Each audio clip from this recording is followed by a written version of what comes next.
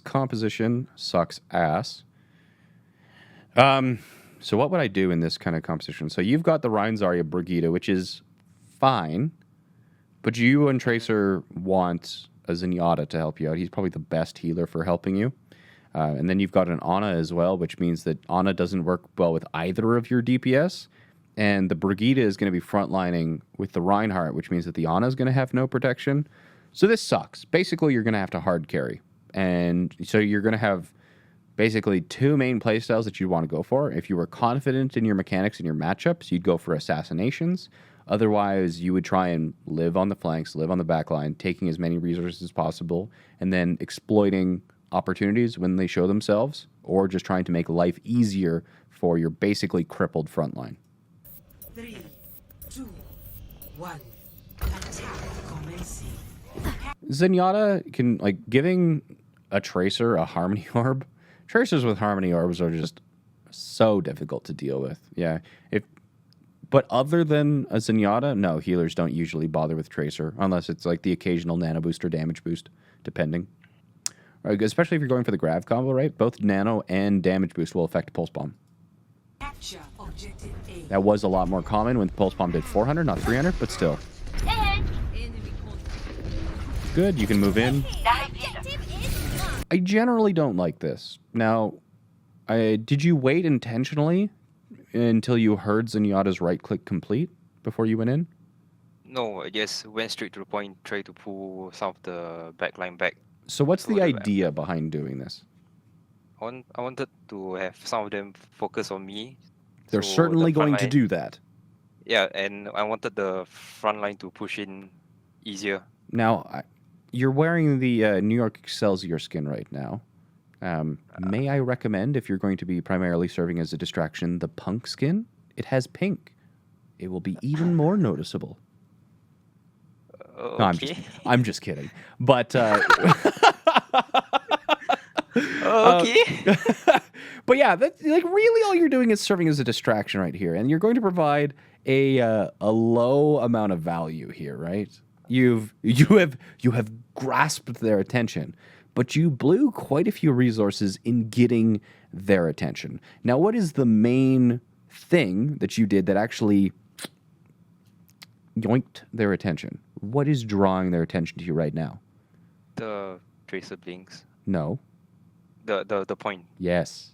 You're on the point. But you're on the point with no blinks. So you're not going to be able to stay here very long. You don't have to walk in front of them. You don't have to grab their attention. And if you do have their attention before you step onto the point, they're going to be able to rotate or react to you quicker and more preparation. Like, oh, Tracer's doing this. And they can prepare for you eventually stepping on the point. So if you are going to go for a flank like this, it's best to catch people off guard and force them to rotate or react to you. If they have less time to react, they will probably do it less efficiently. And in the reaction, either too many of them will react to you or no one will react to you. And in all of the situations, them reacting to you will open up opportunities for either you or your team.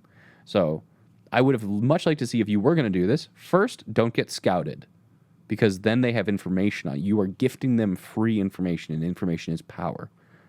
Mm-hmm. So either flank, or regardless of if you go to the point directly or flank or not, arrive in this situation with resources, because you're on this position here, you've yoinked their attention, they are reacting to you. But with being in this location without resources means that if they present an opportunity to you, you can't actually capitalize on it, because you don't have the blinks to take an engagement.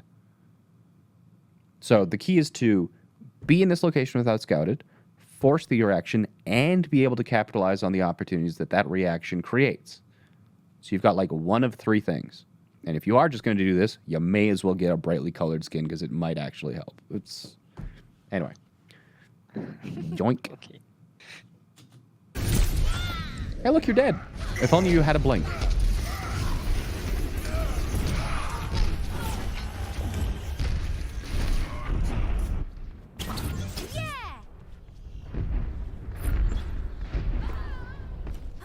My tactical visor is charging. Group up with me.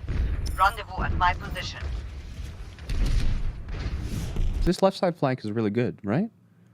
Because one of the other things that you can do is if you make this sort of flank where you kind of like flank and then you disappear, that Zenyatta, it's going to be eating at him like a head crab. It's going to be at his head. It's going to be like that Tracer. Does anyone see the Tracer? Where's the Tracer? Hey, team, does anyone know where the Tracer is? And even though you're not attacking him, he's going to be looking for you. He's going to be worried about you. He's going to be playing differently. So you can just really fuck with people by like going onto these flanks and then just not being scouted. Kind of you threaten because they know you're doing something, but they don't know what. And that alone is going to cause them to play differently. So just play the mind game. Yeah. Tracer's a very mental character. You can mentally outplay people as much as you can mechanically outplay them. Okay. That's fine. Your main goal here, of course, is not to do damage or get kills, so why even fucking bother, right? Get into a safer position. And the other thing is that Tracer's fall-off starts at like 11 meters, but if there's a Rhine, like imagine this. Imagine this situation where this is the choke, and then there's this building right here, right? And the Rhine is holding his shield here. And then his backline... And then his backline is over here. You know, his backline is here. If you as Tracer sit here like 15 meters away from the Reinhardt and just tickle him, even if you're only doing 50% of your damage because of the fall-off, he's just going to have to sit there and take it. That's all. He's going to have to take it. If he wants to hold this map, he's going to have to put up with you just tickling him with confetti from that range. Is it the most effective thing ever? No. But this forced the Reinhardt to either shield your team, your team, or you, or if he wants to do both, he has to give up space. So this movement has strength, but the purpose of this movement isn't to do damage and kill people while you're actually moving. Try and view things as like more discreet than this. The fact that you're like fighting people while you're trying to position or path is hurting, you know, the efficiency of your pathing. Tickle, tickle, tickle, Okay. tickle, tickle, tickle.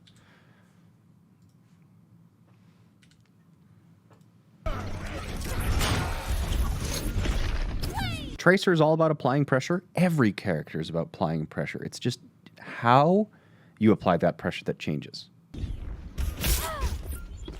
Jayne, can you be my father, please? Much better. I am everyone's father. Hey, look, there's a My Zenyatta. ultimate is charging. You left him. Why did you leave him? Why did you go fight? My tactical visor is charging. Okay, quick. Move back a little bit so I can see again. So, oh, sorry, you were actually talking there. You're just so quiet. I have you at 200%, and you're still so quiet. What were you saying? Can you move back a little bit so I can see what happened over there? Sure. Thanks. Much better. My ultimate is charging. Okay, so what was your thought process here? I just wanted to go on to the point to relieve some frontline pressure for my team. That's good, but why'd you leave the Zen? I think at that point I was thinking to touch the point instead of killing him. Fair enough. Okay, I can see your reasoning then. You seem to be pretty focused on applying objective pressure. That's fine. That's good enough reason. Zen got a mercy pocket. But remember, we just talked about this on Volskaya. You don't have to kill people to provide value as a flanker. If you're shooting this Zenyatta, you don't have to hard commit on him. This Tracer in this location, gets the healers. In this location, he's got cover. He's got right cover. He's got left cover. He can retreat to his team with the blinks he has. And he's going to be killing this Zenyatta. He gets the Zenyatta low. Doesn't finish him off. But what is the Mercy going to have to do? My ultimate is The charging. Mercy leaves the Pharah and pockets the Zenyatta. Now what you can do is go back to that mini. You can get a different health pack. You can cover your blinks. The Zenyatta's like, oh, fuck, he's low. And you can apply pressure here. But right now, you are demanding more than one individual's worth of resources. You have reduced the effectiveness of the Pharah. You have reduced the healing that the main tank can receive. You have threatened the Zenyatta. You were demanding a lot of attention, a lot of resources here. But you didn't commit to it. Because if that Mercy leaves the Zenyatta without actually providing an answer to the Tracer, you're going to stay here and keep fucking with that Zenyatta until you're dead, preferably not, or he's dead. Or they have invested so many resources into keeping their Zenyatta alive against you that their front line lost the fight because their Pharaoh was no longer damage boosted, their Rhine was no longer pocketed. It doesn't have to be kills to be value out of flanks. It doesn't have to be. Now you go fight a Doomfist while discorded, which can be death, right? One left click plus an uppercut in close range is death. My tactical visor is And you're lucky you slid off that wall. charging. Hey, Lurker, congratulations.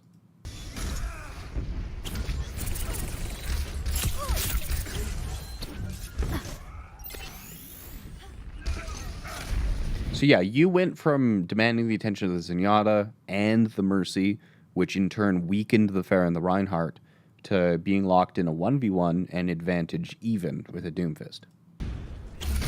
With a Doomfist, a character that you should have an advantage over. And the Doomfist just went and fragged your Zen. Could you define a pocket, please? A healer's attention is primarily on the target that they are pocketing.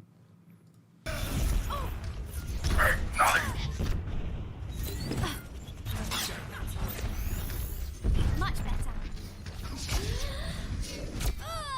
That's just unlucky. Any questions or comments right now? Not at this moment. Okay. Heal up. And she's back in the game.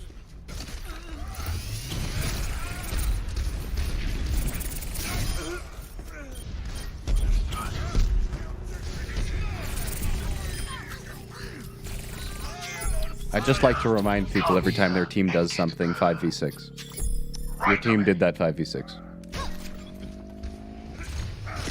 Healing enough. A captured. Escort the payload. Moving to payload. Join me. Ever get that feeling? You can get him! You can get him! Yeah! Nice. Group up here. Join me. Oh, that's unluckers. Our enemy will return. Get This guy's rank is, you're 30-20 in this clip or something? Like really low diamond? I was at 20, Tactical visor ready for 2965 deployment. when I played this game. 2965, but you've got the diamond Yeah. icon. But you'd been diamond. Yeah, then lose games. So high, like right on the threshold between plat and diamond. Yep. Much better. Hey, sick, you got trance out. That's dope. Value. Doesn't have to be kills. Value, right there.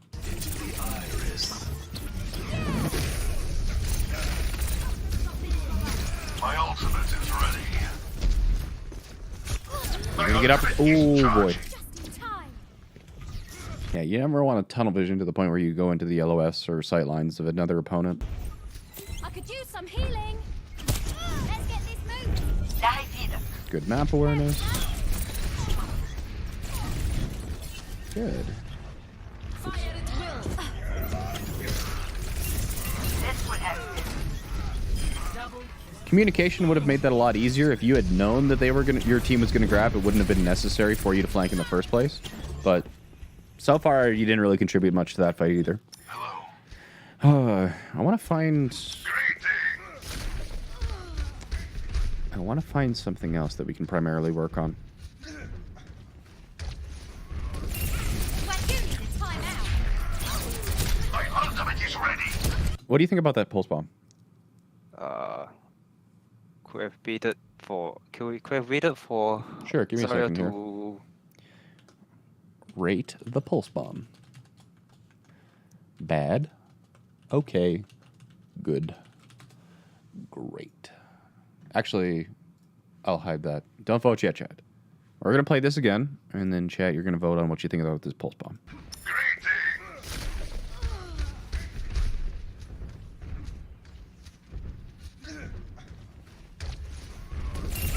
When you need a timeout. There you go. There's the clip. There's the clip. Chat, what do you think of the pulse bomb?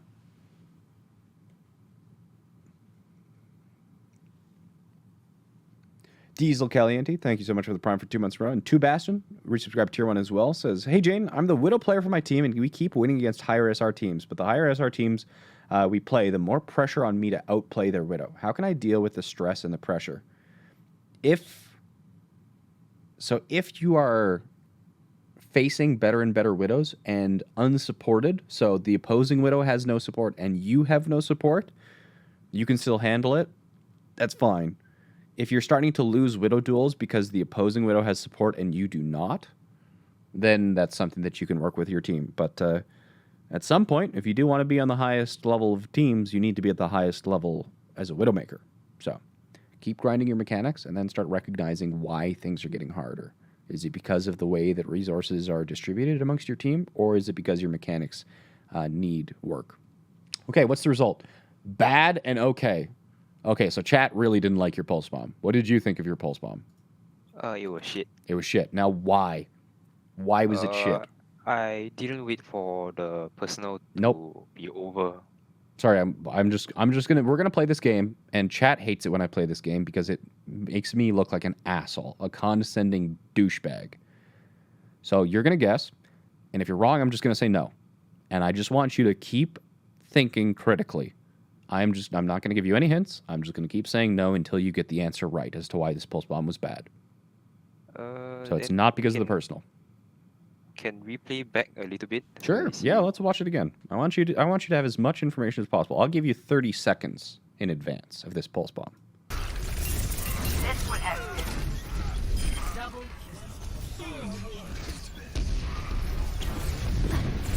Chat, if you think you know the answer, feel free to help him out in chat. Hello. But you are an asshole, condescending douchebag. Thanks, Carp. I love you too.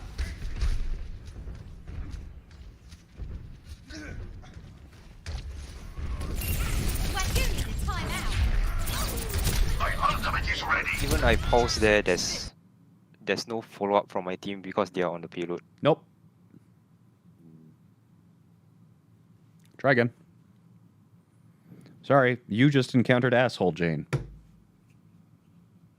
I'm going to sit here till you get this. Read chat if you need help.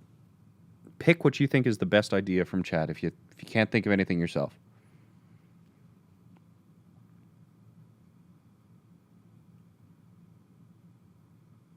Because the fight was won.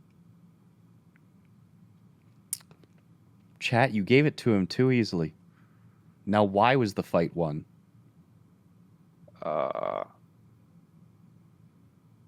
Because the previous fight, they had already grabbed and sort of like Nope. So you got the answer right, but chat gave you the answer. So this is the difference between knowledge and understanding. So you know that the right answer is because the fight was won, but you don't know why that's the right answer. This is why I hate it when people cheat. Okay, so now you got to figure out why. One more time, bud. You got this. Are you nervous at all? Too much pressure? no. You're good? I like SO Jayne. You like asshole Jayne. Yes. Okay. I'm going to believe those words. I'm going to play this again. And there's a reason I'm playing this so far back. This time I'm not going to include the grav because the grav is fucking irrelevant. Wait, did I go really too far back? Hello. How far did I go? Oh no, we're fine here. We're fine.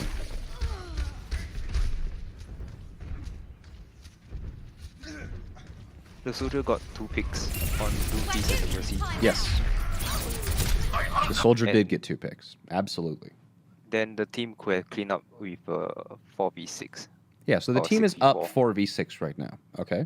So you've got a 2-man advantage. And when a 1-man advantage gives you like a 78% statistically chance of winning a fight and a 2-man advantage, people win team fights like 93% of the time or something like that. The only thing you have to not do is feed and die, Ultimate is ready. and preferably, if you are going to feed and die, not while wasting an ultimate.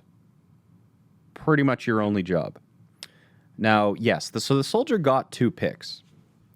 The soldier got 2 picks. Now, what are your what?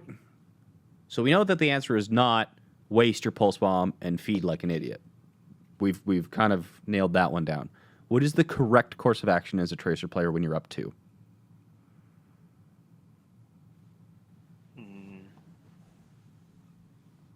Play with team. That's one of these. This is a finger wavy answer where we go. It's kind of like when I ask a team what their win condition is, okay, and they'll be like, okay, so we've got Grav, but they've got Transcendence, so we can't Grav until we force the Zenyatta's Transcendence. So we're gonna force the Transcendence, and everyone goes, great plan. We're gonna force the Transcendence, and then somebody on the team goes, wait, how are we gonna do this? Okay, so like play with the team is a finger wavy plan. This is a finger wavy plan, and finger wavy plans sound great when they're spoken, but really can't be implemented because they don't have enough detail. So how would you play with your team? Would you literally play in the same physical location as your team? Would you shoot the same targets as your team? What does play with your team actually mean in this situation?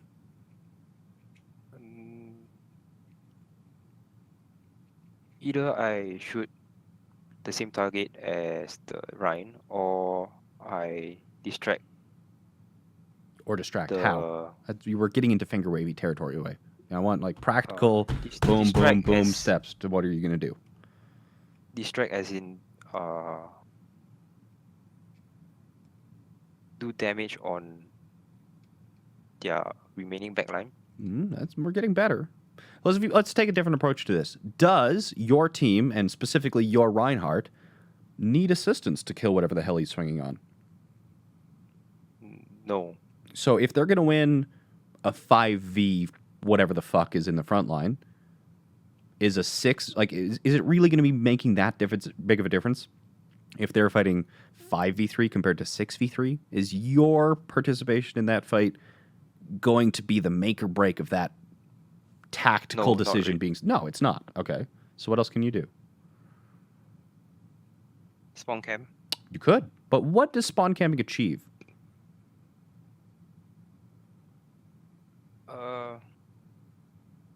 To stop their Mercy or Doomfist to going back. Yes, and And what does the do lack of damage. the Mercy or the Doomfist returning to the fight caused to occur? Stagger. Yes, it prevents the team fight from actually occurring in the first place. If you just move forward, and this is why we kind of move forward between points on like the 1st and 2nd of King's Row, the 1st and 2nd of Hollywood, you move forward because if you spawn camp, that prevents an actual team fight from occurring. Where if you actually fight a team fight and win that team fight, hooray. But that took time. If you, as Tracer and a flanker, a very mobile character, kill somebody during the stagger phase to extend the stagger phase, either you increase the amount of time between team fights in your favor, or if it's this close to a choke point, you remove the necessity of one team fight to even occur. And if a team fight didn't occur, the chance of you losing it is 0%. So yeah, you can chill, you can set up for a spawn camp. You definitely don't want to use your pulse bomb unless you're going to be using it to stick on just somebody who wasn't expecting you to be spawn camping them. But during the stagger phase, your objective becomes prevent the next team fight from occurring. Don't try and just like overkill, and you've already won this team fight. Your team is on the payload. They're not moving up for map control. They're pushing for 3. They're going to get this objective. So your main job here becomes prevent the regroup. Try and prevent the next team fight from occurring. That's your objective. This is strength. Yeah, there's... Again, I actually thought that more people knew this, Jayne. Even in Masters, no one does that. Very few people do this. Very few people. Back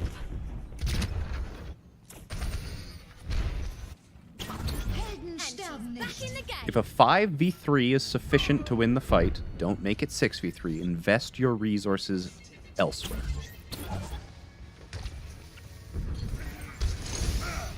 don't take honorable fights, Understood. your team's actually going to lose this. My Your team ultimate lost a is charging. 6v4, and it all started.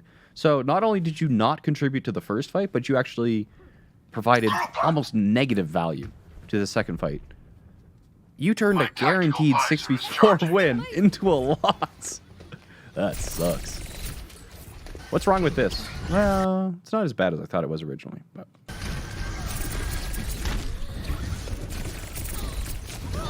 Unluckers. That was a discorded headshot. The thing I was going to nitpick here was the timing of the attack onto Mercy. Group up. It was a little bit. This is a nitpick. My Normally I wouldn't tactical bring it up, visor but I is already had started saying it because I thought the error was the worse than it was. I thought your team was going to come through main. They flanked through castle to get back to the payload. So I didn't like the fact that you did this. So you're attacking here while the Reinhardt right now has no pressure and no one else on the enemy team has any reason to pay attention to anything or invest resources into anything but you. No matter how good you are, you can't 1v6. Doing something like this after your team had just started to apply pressure, the Mercy would have been fucked. But the Rhine isn't even reacting to you, which is amusing. But, yeah.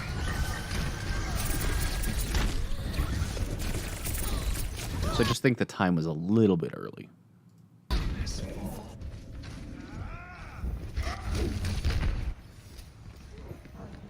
My ultimate is charging. What is this Arika do? How do you even pronounce that guy's name? Damn words. Is there some 1v6 thing I'm missing? Unless Alucard?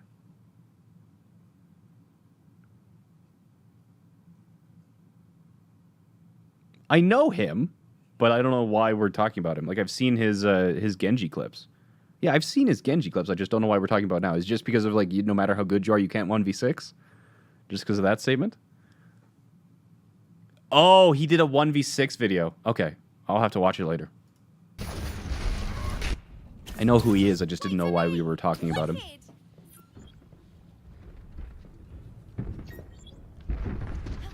I shall seize the payload safely to its destination. Unlucky. You're gonna survive that! Oh my goodness. Much better. This time, stay. I'm gonna say this now. Pine's game sense is pretty trash. For a pro. I'll classify that one. But so many things that Pine does, it's like, really? He just does the stupidest flanks sometimes. I just remember this one time watching a Route 66 game where Pine got so tunnel visioned on something, he just ended up between two dueling Orissas, and it just got fucking steamrolled. It's like, Pine tunnel vision sometimes, and he's got fantastic mechanics. Fantastic mechanics. It does work, though, because flanks and unpredictable flanks are very, very powerful, especially if you're doing Widows and characters that can one-shot. Very My powerful. ultimate is almost ready.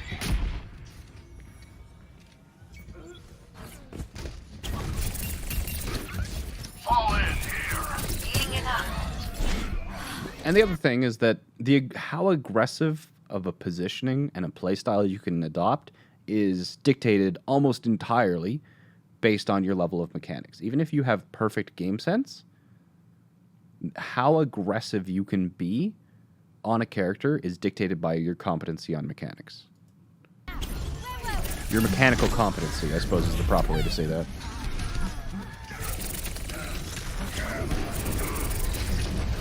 You can still kill him.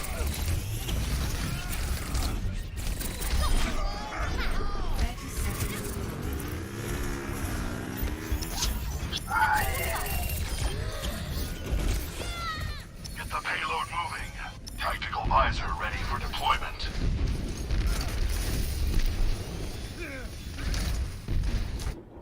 Are you in voice? That's a good point. No one said a word this match. Do you use voice chat? No. You don't use voice chat. Yeah, I don't. Because it's to keep my sanity sometimes. Keep your sanity. You don't even listen. Yeah. Nope. I just assumed it was a quiet game. Why don't you use voice chat? To keep your sanity? Yeah, because there are some games that I flex, then the people tell me not to do it. Like someone else choose Diva, I choose Winston, and he tell me don't choose two off tanks.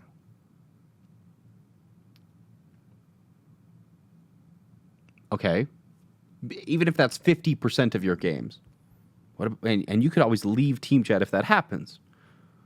Yeah, You but started this game outside of team chat. Yep. Because I when I was playing this game, I was kind of already tilted with all the losses. So you were just like, do you normally start in team chat and you were just already tilted from this play session?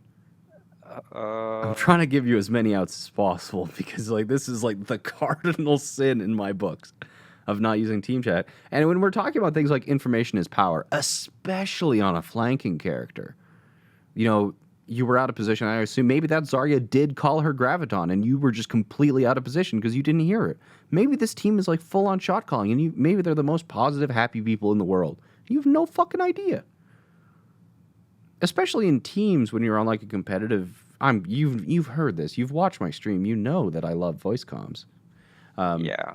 But especially on a flanker, when you are on a flank, comms are the only thing that gives you access to the other 5 sets of eyes and ears on you. You obviously do this for a reason. I don't need to go through this preach again.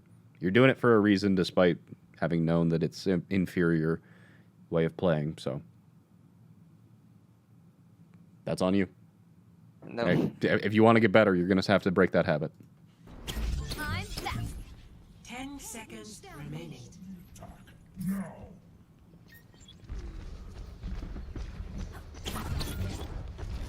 I'm on the payroll and moving town. Ever get that feeling, Deja? Right on target. Lock it down. Good My frags. tactical visor is charging. The payload has reached the checkpoint. Yikes. Lost track of where you were going to recall to, I guess. Hey, stop. Also, the one thing that I would take from that engagement is that obviously they're worried about you because they've swapped onto a McCree, but obviously whoever just flexed onto a McCree sucks at it. So anytime, like, I will always do this. One of the things that I do in Overwatch, especially when I'm playing ranked, is I constantly disrespect my opponents. I just assume they're terrible at the game until they prove to me otherwise. And this McCree just proved to you that he's terrible. And this gives you an opportunity to abuse the fuck out of him. Because especially if you abuse your so-called counter, it's going to frustrate him, it's going to tilt him, and so help him if anyone on his team notices that he is getting fucking abused by a tracer who he was supposed to directly counter, their team's going to fall apart. So yeah, the takeaway that I would take away from that, like the takeaway that I grab, I yoink from that matchup is that, oh, their McCree sucks. Well, now we have a way not only to help win the game, but help win the psychological war as well. And hey, if you could win by flaming people in all chat and tilting them, it's not a very ethically sound way to win games. But if you can type a message in all chat to tilt the other team, you'll be an asshole, but you might gain a few SR for it. There we go. Special delivery on the way. Focusing one individual, frustrating them, tilting them, will help you win games, whether you like it or whether you want to admit it or not. If you want to live in your happy sunshine world where everybody is friends with the opposing team all the time, feel free. Trying to actually frustrate and tilt an opponent, if you are trying to win at any cost, is a legitimate way of giving yourself a competitive advantage.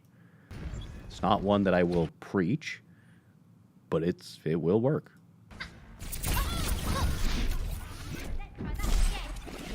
Wasted recall. 60 seconds remaining. That sucks. You got outskilled by Junkrat. Back in the fight.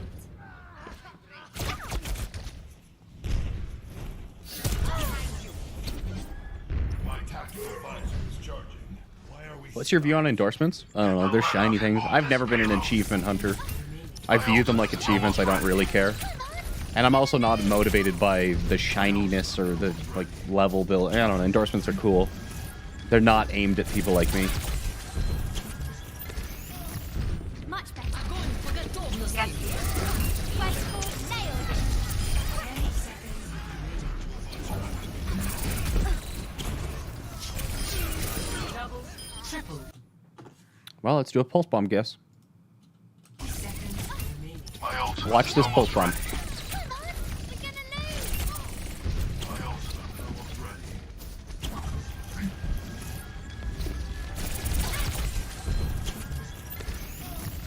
Much better. Westfall nailed it. 10 seconds remaining. Okay. Rate the pulse bomb. What do you think, Kaiser? How was your pulse bomb there? It was okay It was okay. And why was it okay? So why was it good? because If things are okay, it means it has an upside to it. he's stuck on Zarya. So you landed it. And you did kill the Zarya because of it. That is indeed an upside. What are the downsides of that pulse bomb? That was really based on luck. Was it? It looked like you aimed it. It looked like you were going for the Zarya. You blinked over, you fell. It was aimed. It was purposeful. It's not like you stuck the Zarya on accident. You meant to do that, right? Yeah, but So not luck, I was skill. Take it take it what it will. That was skill. That was a skillful pulse bomb. Okay. Okay. So what was bad about the pulse bomb?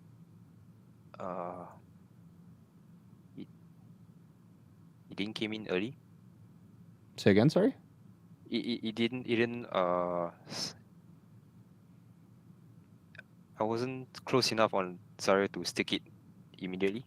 No, less about the mechanics. You know that I care way about more like decisions, situations, positions, things like this. So think more macro. Think about like the state of the game, the time, the ults being used, what's going to follow after this fight.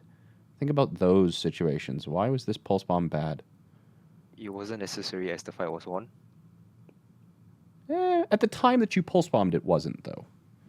At the time of your pulse bomb, the opponent, they had just grabbed your team and you could have all been wiped. So you didn't know that. I won't even fault you for that. The actual usage of the pulse bomb, that decision I'm not going to critique too hard. At the time of the pulse bomb, and we'll go back and watch that, I don't think you could have known one way or another whether the fight was actually going to be won or not. Let's watch it again. Chat thinks it was okay to good, by the way. Oh, okay. Thanks, chat. Thanks, chat. Let's watch this bomb again. Why are we stopped? Get the lead out and move this payload. Seconds remaining. My ultimate is almost ready. We're gonna lose. My ultimate is almost ready.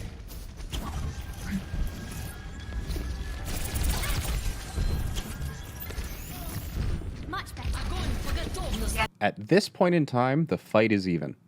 When you were going for the pulse bomb, the fight was even. No kills have occurred at this point. And if you pulse bomb and kill the Zarya, then you dramatically reduce the effectiveness of their follow-up. Going for the pulse bomb here, fine. Mechanically, good. What are some dangers? Oh, I already gave it away. What are some downsides of the pulse bomb? It's not one shot. It's not a one-shot, true.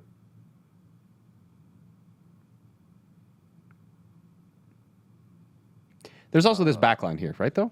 What do you think about these guys? Yeah. What do you guys... The Junkrat, the Zenyatta, and the Mercy. What do you think about those guys? They are squishies. They're squishy, certainly. If you stick them, they'll die, yes. But you kind of moving in a path towards this Zarya puts you more or less in the middle. So they're going to be here, they're going to be here, and you're going to put yourself... Basically, you're going to go for the stick and the recall here.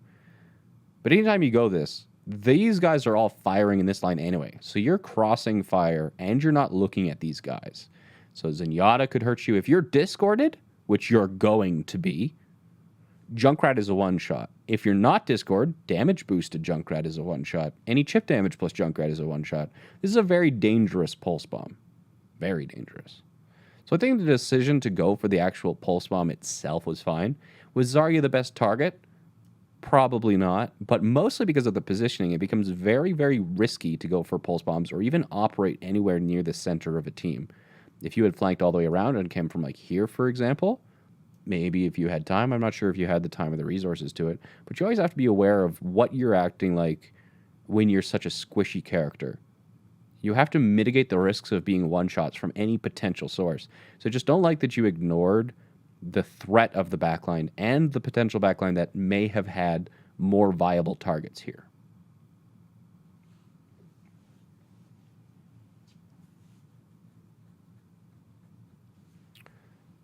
Huh. Just things to consider. Yeah, so you walk up to the Zarya, you pulse bomb, and then you step back. So both times you were walking in straight lines in front of people who could very much one-shot you. And you still got your back to them. And then you get out.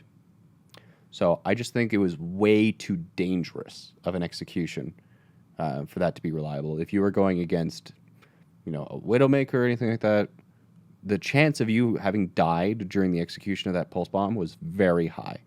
And as Tracer, you have to, especially if you're playing against like double sniper, anything that does like 120 damage, because there's nothing really that does 100 and what's the actual breakpoint? It's like 115 or something, right? I guess, yeah, I think it's 115. So yeah, 120 basically is the damage breakpoint that you need to care about, because if anything that does 120 or 125 damage body shots you and you're either discorded or they're damage boosted, it's a straight up one shot, right?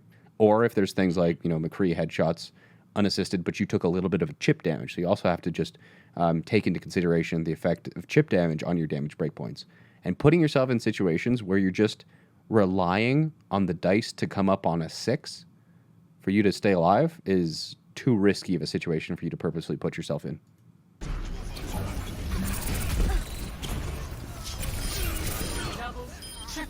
And then you boost Diode. Hey, my tactical visor is charging.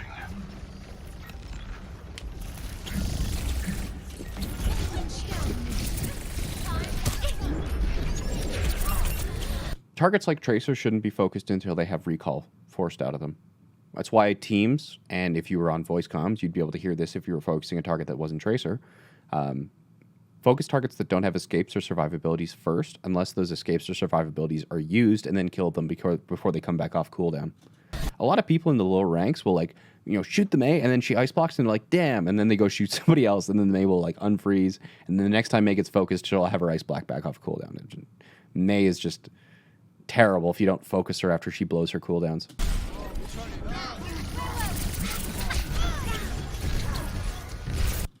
You never told us what was bad about the Pulse's boom?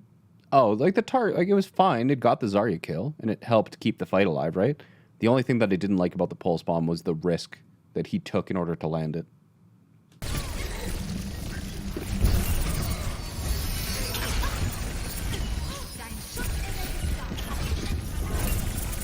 And if you want to say that it was a calculated risk and that was the best play that you had because it was overtime, I would accept that as an answer. I just don't think he considered the risk.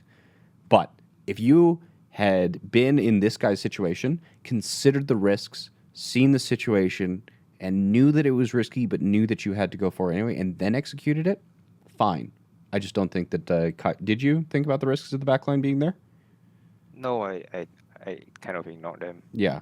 So if you had actually recognized it as a risk and played around it, or recognized that you had to do it anyway despite the risks, that would have been fine. Should you sub? Nah, Resident Sleepers, honestly. Who watches this stream? I don't even know what it hit. It hit Zarya again! That poor Zarya, you're just abusing her. Watching Jayne? What is this? Okay. Questions? So far, not really. Score 2-0. Switching sides. Okay. Real talk though, if you can't sub for whatever reason, like if you're between jobs or something right now, a lot of people feel obligated to support streams. And just if you are a student between jobs or anything like that, I appreciate your viewership and I hope I make your day a little bit brighter. But please don't feel obligated to financially support the stream. I appreciate those who do, but I also appreciate those who can't. Prepare your defenses. Select your hero. And then you play soldier on the defense. We got to look at something else. Nice. I have rolled over my headphone cord. No. I got it. We're good. Okay. I'd spam Jayne Love, but I'm not subbed. The Twitch hearts will be sufficient.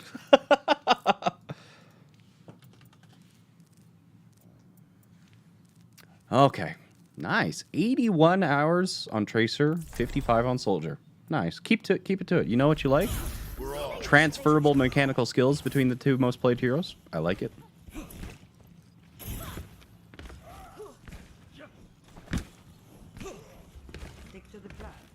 What software should you use to record a VOD? OBS can be complicated to set up. If you have an NVIDIA graphics card, you can use Shadowplay. Plays.tv is a utility that I've really enjoyed in the past. It's pretty lightweight. Plays.tv, Plays.tv. It's pretty. It doesn't impact my system's performance nearly as much as OBS does when I record.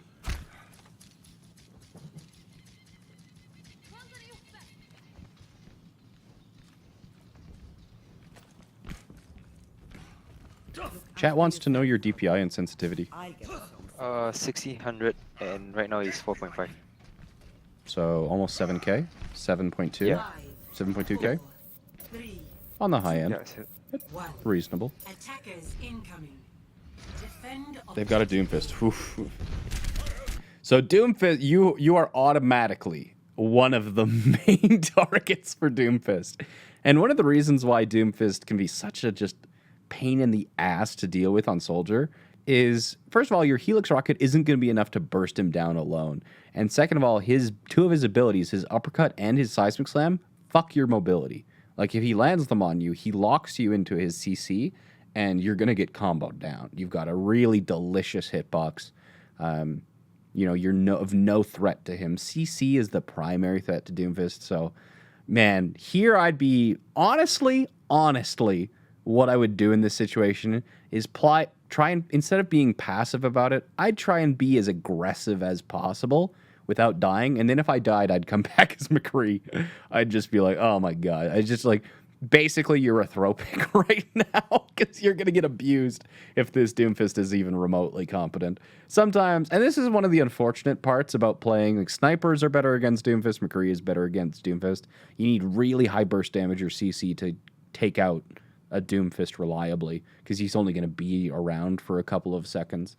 So this is going to be challenging. Basically, your two options are play very aggressive, but you have to be constantly aware of this Doomfist's positioning and his potential rollouts so you don't get caught off guard by him. If you know he's going to roll out from the left, be on the right. And if he is setting up for a rollout, well, his team is 5v6. Crush his team while his Doomfist is setting up. But you have to force the Doomfist to play reactively. You can't let him force you to react to him. Doomfist is, I hate Doomfist. I have a question. Yeah, what's your question? How aggressive is aggressive for You soldier? are aggressive right now. Oh, okay.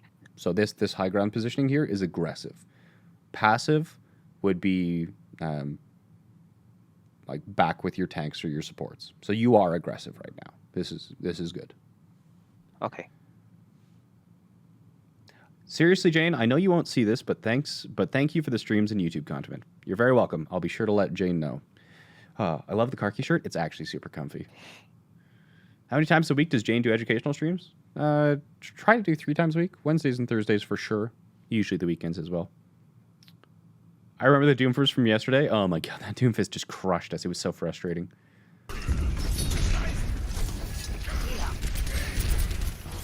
So now you're in a more defensive position, which is fine because the Genji and the Doomfist forced you out. Countercharge. Their Doomfist killed themselves. So we talk about this quite a bit, but Soldier is not a flanker, but he can flank, right? So if you play Ring Around the Rosie here, And you've got sprint, so you can actually do this. So let's look at a top-down. Let's look at a top-down.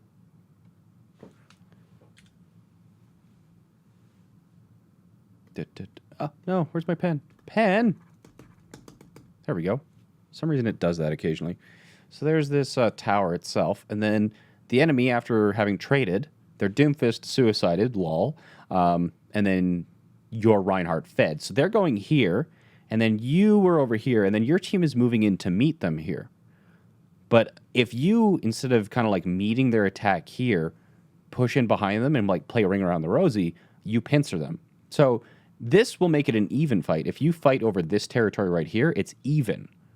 But their resources are going to be primarily focused in this direction, and they are going to use this corner right here for their protection. The Zarya is going to use that to ping-pong with her bubbles.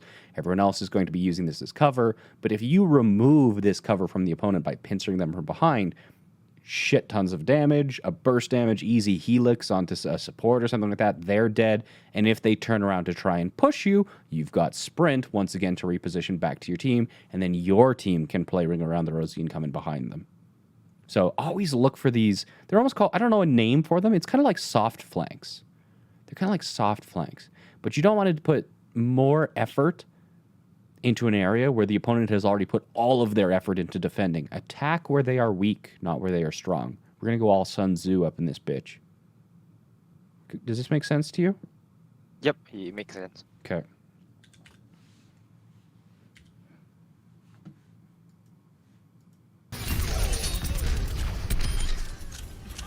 Are you doing it? Oh, kind of doing it.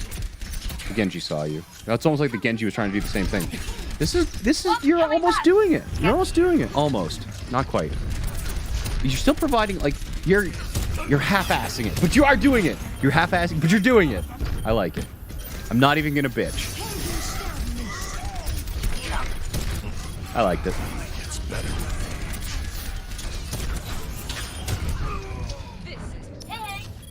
Jayne is a PP head. No you, Carpe. Oh, burn. Can I get a hashtag wrecked in the chat? My ultimate is charged. Bro, you got schooled. Come over here.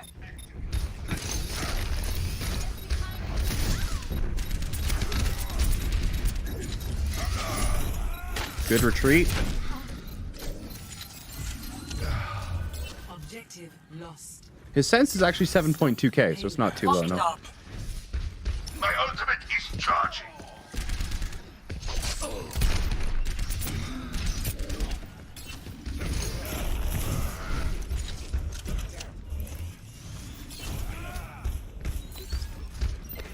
Meteor strike. It's quite the interesting decision. You're dead. Yeah, like, they're Genji, and you're in a suboptimal matchup here, certainly, which is causing you to be a lot more defensive. Because you can't really take a fight with a Genji, and every time you're running into that Genji, he either has Harmony or some sort of support. So it's unfavorable because of that. The matchup between Genji and Soldier in a vacuum is actually pretty even. The matchup between a Doomfist and a Soldier is, I believe, properly termed as LOL Soldier. Thank you.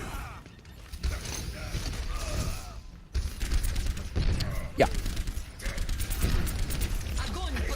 And because of this pick on Soldier, not McCree, where you fear the Doomfist instead of the Doomfist fearing you, the Doomfist is taking the high ground in which he has no practical use for other than staging his rollouts out of, but you not being on high ground dramatically reduces your effectiveness. So not only is this matchup putting you at a disadvantage, but it's causing you to play worse than you otherwise would, even when you're not actively fighting the Doomfist, because you can't take the positions you want to be the most effective at. So they have essentially taken all of this flank pressure from you. This Doomfist, because he knows that if you ever separate yourself, he can kill you very easily. You know that, so you're not taking those positions. So they have you right where they want you.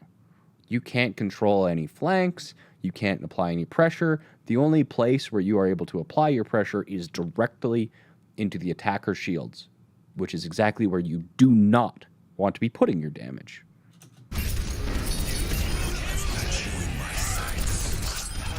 Great visor.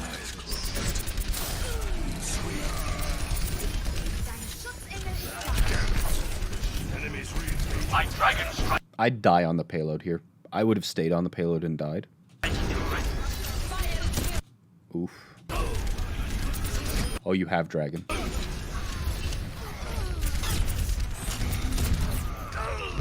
These are all things that you would know if you were in fucking voice comms. Dude, please.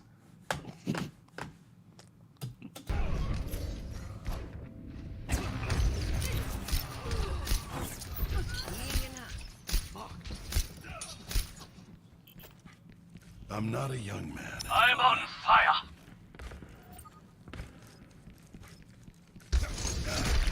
I resubbed. Shout out to me so I can feel special. Hello, Smite-O-Dub. Thanks for the resub. Appreciate it. Welcome back to the stream. Welcome to the Hunters. Hope you enjoy your stay. Hope you enjoy the stream. Hope you're learning a lot. I love you. More than I love myself. Oh, that was so close. He's just standing on Doomfist's head. Run from the Doomfist. What is this flank? Okay, what were you... Did you just kind of get caught out and went from one place to another and just constantly in danger? What happened here? Yes, I wanted to run get to safety, but You wanted to get to safety, okay. yeah, but enemies were there. Enemies were indeed there. You're not wrong.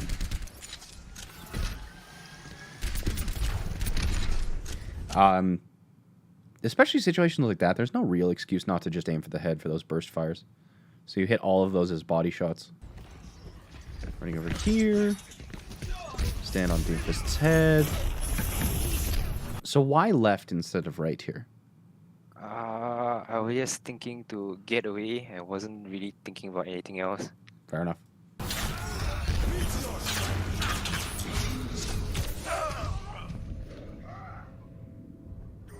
Heroes never die.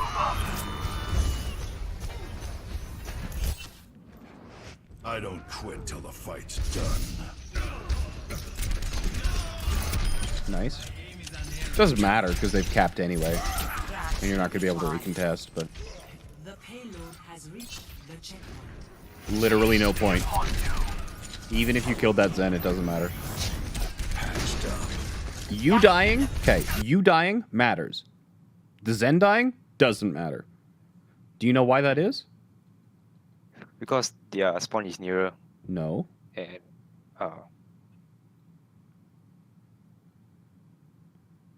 Regardless of that Zen being dead, that payload is going to move through that choke. If you die, they can push forward. You can't push forward in the same way on defense here. So if you die, the payload is going to be moving through, whether or not there's no point to have a team fight here. But if you do die here, you're going to get staggered, and they can move forward and push you back, which will, just like the objective of the Tracer was to prevent a team fight, will prevent a team fight from occurring. And they have Mercy, yes, on top of all of that. You also really don't trust your healers. You always go for health packs when your healer's like, no, come back, I'll heal you. because the Anna is bot. What? She kept her nano for I don't know how many fights. Really. You just call the Anna a bot? Yes. Because she didn't use her nano properly. Yeah, and I don't really trust Annas in my elo because they always be DPSing.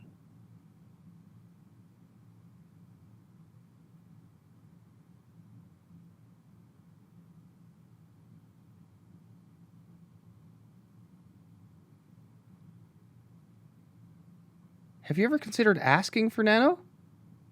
Over voice comms? Nope. No? I usually press the spam. I always spam like my ultimate's ready. That voice line. That doesn't tell you... That doesn't tell you the usage. It doesn't give you like 3, 2, 1. I'm going to go here, be there. Can you see me? Let's go. The Z key is not a replacement for coordinating a nanovisor. Your Anna probably thinks you're a bot. And I'd be inclined to agree at this point. You can't call your Anna a bot and then critique her nano usage if you're not in comms in the first place. Wow, you have a shitty attitude. You have a shitty attitude and a backwards approach to this game.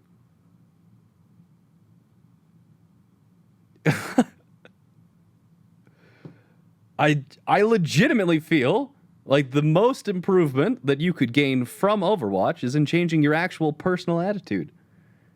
Like, I can understand your reasoning for not being in comms earlier, but not being in comms and then critiquing your Ana and calling her a bot for a usage of an ability which is so heavily tied to communication and teamwork is unfathomable to me.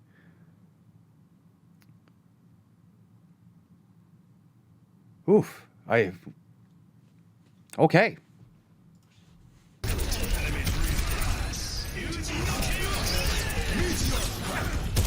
Should have waited a couple seconds for Transcendence to end.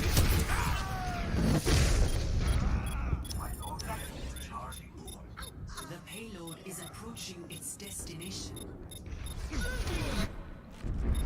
Knock me down and I'll keep getting back up.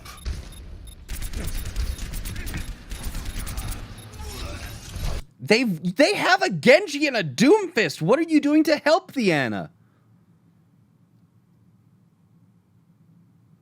The Ana is even worse off than you are.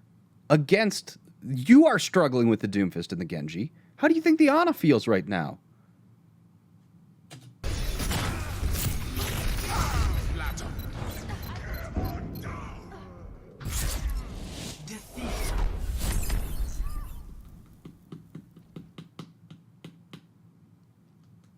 It's tough to watch, dude. Play of the game.